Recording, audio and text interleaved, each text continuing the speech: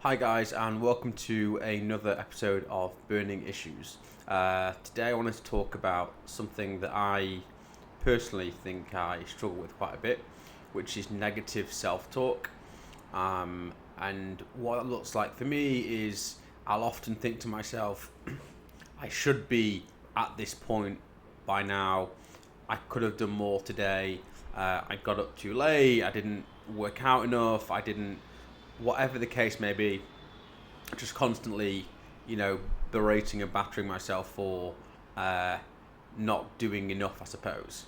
I think from talking to a lot of other entrepreneurs, it's quite a common trait where we feel like that no matter how many hours we put in, no matter how much work in the gym or whatever the case may be, that there's always more to strive for, and that creates this level of never enough.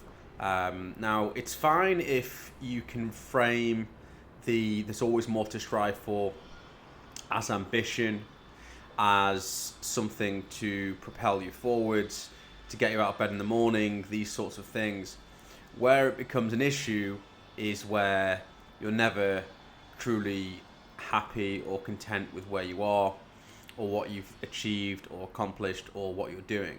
And I think speaking for myself, but also having spoke with other kind of entrepreneurial people around me, it is something that we share.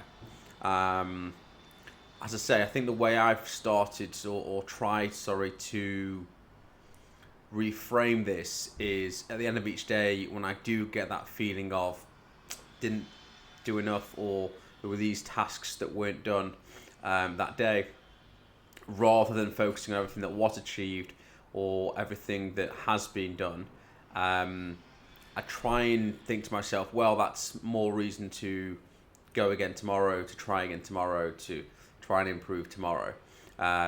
But that's easier said than done, and it can be extremely eroding for just general mindset when your mind constantly has this negative self-talk. I'm not good enough, I'm overweight, I'm not earning enough, the business isn't doing as well as it should be.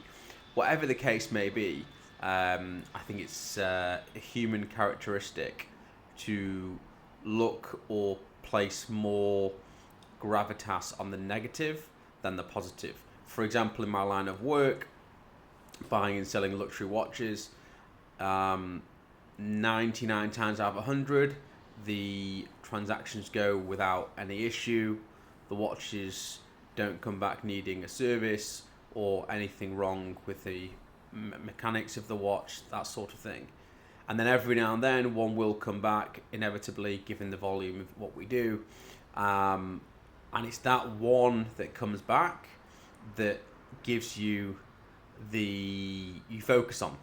You don't focus on all the others that have gone absolutely fine, you've done your job well, and everything has been, everything's gone well.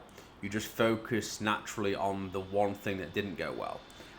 It reminds me of when I did my GCSEs, UK. It's like exams in the middle of high school, and I got 8 A stars, which was a top grade at the time, and 1 A.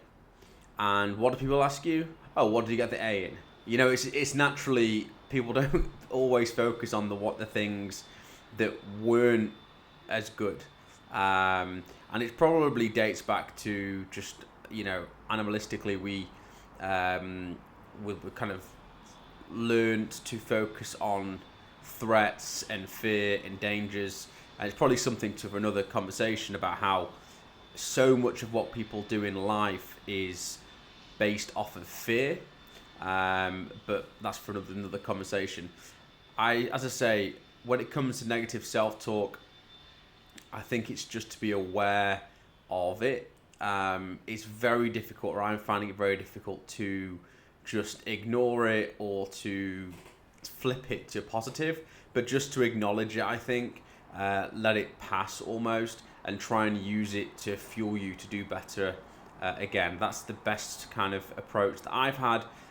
Be interested to learn if you guys have also dealt with this, and how you have overcome this particular challenge that I think we all do have in certain capacities. Thanks for listening or watching as ever, and again, look forward to hearing your comments and opinions on what I have to say. Thanks.